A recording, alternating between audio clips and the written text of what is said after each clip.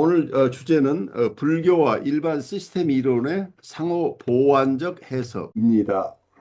이 상호적 인과관계에 대한 공통적인 부분이 있기 때문에 우리가 불교를 깊이 이해하는 분은 일반 시스템 이론을 잘 이해할 수 있고, 또 일반 시스템 이론을 잘 이해하는 분은 불교 속의 연기법을 잘 이해할 수 있게 된다.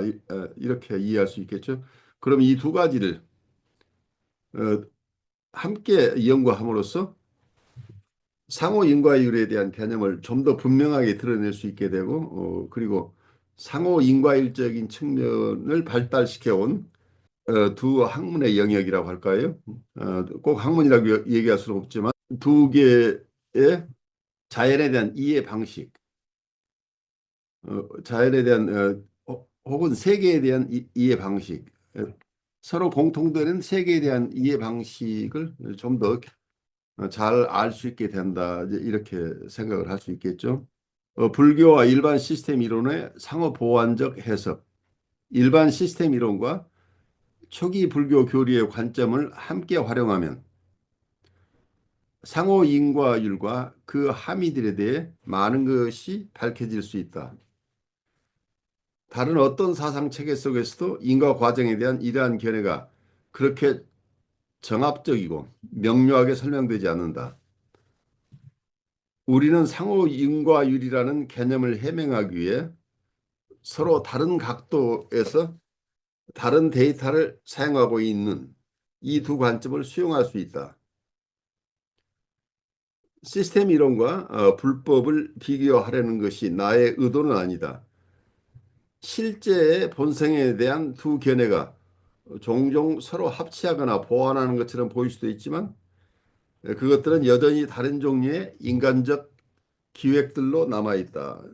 일반 시스템 이론은 과학에서 하나의 학제적 도구를 출연했기 때문에 예측하고 통제할 목적으로 자연계의 사건들에 대한 이해를 증진시키기 위한 일련의 개념화들을 제시한다. 이러한 개념화들이 가치의 고찰과 인간의 의미 탐구에 점점 더 적절한 것이 되어 가고는 있지만, 그 목적이 구세론적인 것은 아니다. 여기서 구세론이라는 말을 썼는데 여러분이 좀 알아듣기가 쉽지 않은 부분이에요.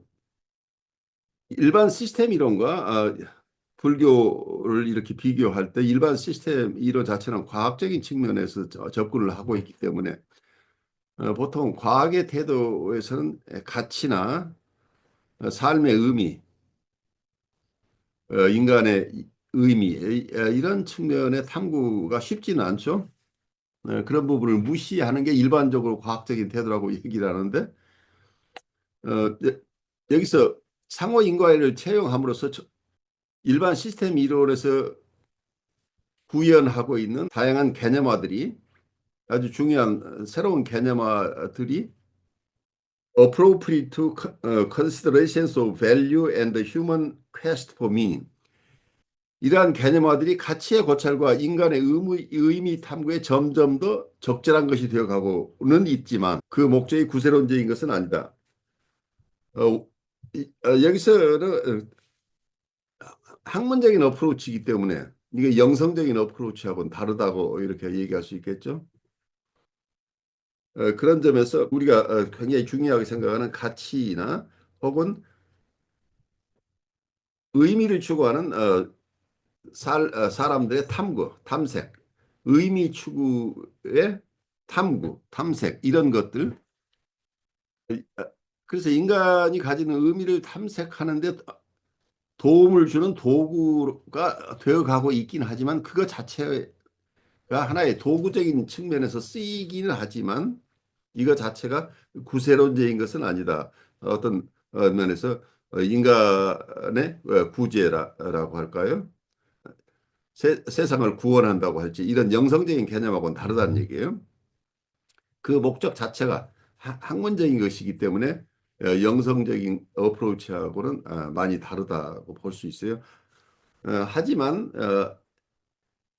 여기서 중요하게 생각하고 있는 것은 선형적 인과관에서는 발생할 수 없는 상호 인과율을 채택하고 있기 때문에 이 상호 인과율을 개념화하고 있는 일반 시스템 이론 자체가 하나의 도구로서 인간의 가치 탐구, 삶의 의미 탐구 이런 쪽에 이러한 일반 시스템 이론이 구현한 어떤 구체적인 개념들이 도움이 되긴 할 것이다. 그렇지만 이거 자체가 그 자체가 구세론적이거나 영성적인 것은 아니다. 이런 점에서 우선 두 영역을 우리가 구별해서 이해할 필요가 있다고 보고 있어요. 여기서 구세론적인 것은 그것은 여기서는 구세론적인 것이죠.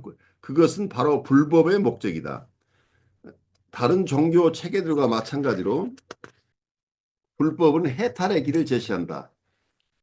불법이 제시하는 세계관과 그것이 가르치는 윤리는 의식전환의 구조를 제시하며 그 구조에 의해서 고통은 초월될 수 있고 의식은 환원 불가능한 실제와 가치를 지닌 의식을 향해 열릴 수 있다고 주장한다. 이들 두 기획은 목적뿐만 아니라 방법에 있어서도 상이하다. 양자 모두 그 개념적 구성물들이 계시나 선언적 추론에 의존하지 않고 체험적 증거에 근거하고 있다는 점에서 경험적이라고 주장하지만 사용하는 데이터는 같지 않다.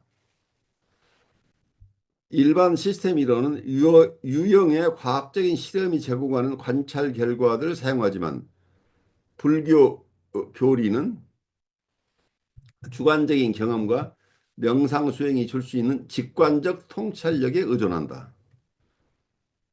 붓다는 제자들에게 스스로 이러한 통찰들을 성취하여 그것들을 자신들의 의식의 실험실에서 시험해 보도록 권장하기는 했지만 그 통찰들은 단지 내성적으로만 알려질 수 있기 때문에 공적으로 검증할 수 없는 데이터나 관찰 결과를 제시할 뿐이다.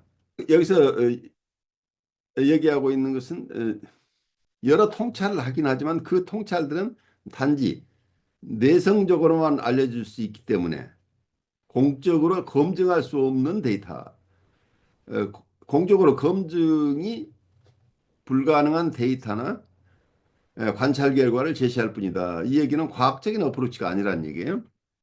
우리가 일반적으로 얘기하는 과학적인 어프로치는 검증이 가능해야 되는데 불교에서 접근하고 있는 이 상호 인과율의 영역은 과학적인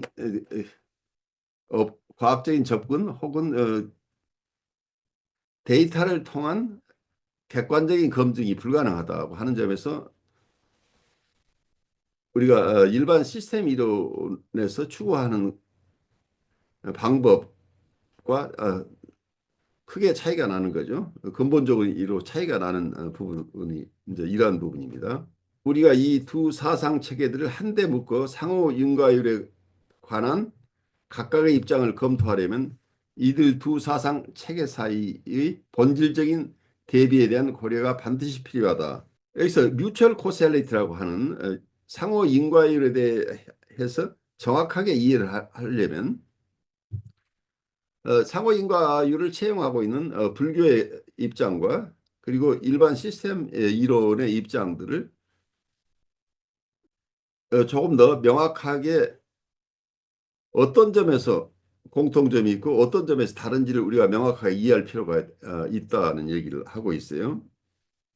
이 두 어프로치 자체가 상호 인과율에 대한 견해에서는 일치하지만 하나는 과학적인 어프로치고 하나는 영성적인 어프로치이기 때문에 서로 근본적으로 다르다고 하는 거죠. 과학적인 어프로치를 취하는 쪽에서는 객관적인 데이터를 통한 검증을 가능하도록 하고 있지만 영성적인 어프로치는 주관적인 체험을 근거로 되기 때문에 주관적인 경험을 통해서 이러한 상호 인과율을 이해하기 때문에 객관적으로 검증할 수 있는 데이터를 제시할 수는 없다는 얘기죠. 서구에서는 과거에 어떤 객관적인 데이터 중심의 이해를 통해서 세계를 세계와 인간을 이해하려고 애써 왔는데 동양에서는 좀 더 통합적인 입장에서 눈에 보이지 않는 세계까지를 통합해 내려고 하는 그러한 태도를 가지고 있었죠. 그래서 이 두 가지 입장, 그래서 상호 인과율이 서양에서 발전하긴 했지만 서양에서 발전한 상호 인과율 개념은 일반 시스템 이론 쪽에서 주로 다루고 있기 때문에 아직도 그 과학적인 어프로치, 객관적인 데이터를 중심으로 움직이는 것. 그래서 객관적인 데이터를 통해서 검증해낸 그러니까 이런 측면에서 객관적인 데이터 중심이라고 해요. 그러니까 경험은 경험인데 두 가지 경험이죠. 하나는 객관적인 경험이고 하나는 주관적인 경험이죠. 그래서 우리가 경험주의라고 할 때 어떤 경험을 배경으로 한다고 할 때도 객관적인 경험인가 주관적인 경험인가 하는 것이 예, 큰 차이가 날 수 있다고 보이는데 그 부분에 대해서는 우리가 계속해서 좀 더 깊이 두 사상을 독립적으로 우선 검토할 필요가 있겠죠. 그래서 두 사상을 좀 더 우리가 실제 그 사상의 내용을 조금 더 명료하게 이해할 때만 그 뒤에 우리가 이 두 가지를 비교하고 그래서 그리고 거기에서 공통적으로 우리가 찾을 수 있는 상호인과율을 좀 더 폭넓게 어쩌면 상호인과율을 객관적인 입장에서 보는 상호인과율과 주관적인 입장에서 보는 상호인과율 이 두 가지를 어쩌면 통합해 낼 수도 있을 것이다는 그런 희망을 가져볼 수도 있겠죠. 그래서 서양적인 상호인과율과 동양적인 상호인과율을 통합해 내는 가능성은 없는지. 그래서 공통적으로 상호인과율 자체가 가지고 있는 어떤 특성들을 한쪽에서는 객관적인 세계에 적용하고 한쪽에서는 주관적인 세계에 적용할 때 이 두 가지를 동시에 우리가 이해할 수 있는 개념으로서 상호인과율, 어떤 인과관계에 대한 아주 기본적인 우리의 접근 방식이 굉장히 유용해질 수 있겠죠. 좀 더 폭넓게 사용될 수 있을 것이다. 2500년 전 이전부터 동양에 있어 왔던 어떤 상호인과율의 세계를 서양이 최근에 발달시켜 온 일반 시스템 이론에서 발달한 상호인과율과 같이 연구하고 비교하고 함으로써 거기에 좀 더 상호인과를 폭넓게 이해할 수 있게 될 것이다 하는 생각을 해봐요.